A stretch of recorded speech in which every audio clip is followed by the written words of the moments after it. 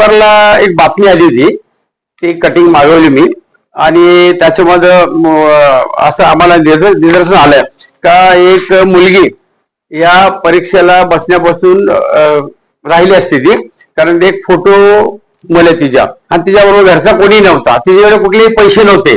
पण आमचे कबीर सय्यद साहेब म्हणजे नावाप्रमाणे त्यांनी काल खरोखर त्या ठिकाणी दखल घेतली आणि त्यांच्या बरोबर एक पानसारे साहेब होते, त्यांनी सुद्धा सहकार्य केलं, त्यांचा स्टाफ आणि मला ते ट्रॉफिकची एक लेडीज कोणीतरी अधिकारी होत्या, हा याच्यात आलेले, हा महिला होत्या.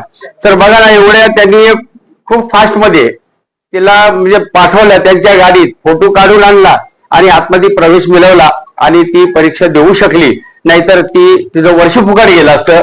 याबद्दल साहेबांचं म्हणजे जेवढं आपण या ठिकाणी बोलू तेवढं कमी आहे, कारण अशा गोष्टी असे अधिकारी क्वचितच असे उदाहरण आहे आणि त्यावेळेला ते हजर असल्यामुळे त्या ठिकाणी हे घडू शकलं, अन्यथा या पोरीवर काहीतरी अन्याय झाला असता. याबद्दल या ठिकाणी आम्ही साहेबाला बोलवलं नगरपालिकेत आमच्या दालनात आणि छोटे खाली त्यांचा सत्कार केला. नाहीतरी आम्ही त्यांचे प्रत्येक वेळोवेळी वाचतोच, ऐकतो पण का त्यांच्या कामाची पावती कशी असतात. ती खूप चांगलं काम करतात, अशी सेवा त्यांच्याकडनं शहराची घडो आणि याच्या पुढे साहेबांनी आमच्या जिल्हाधिकारी सांगले का त्यांना बढती विरोध जरूर मिळणार, चांगल्या कामाची चांगली पावती असते. रविवारी नीट परीक्षा ही केंद्रीय विद्यालय ऑर्डिनन्स या ठिकाणी आयोजित करण्यात आली होती. त्या ठिकाणी एकूण 480 विद्यार्थी होते. त्यावेळेस एक मुलगी होती आलिशा म्हणणारी, ती अचानक आली आणि तिच्याकडे पैसे नव्हते आणि तिचे नातेवाईक देखील निघून गेले होते आणि ती फोन करत होते, नातेवाईक पण फोन उचलत नव्हते.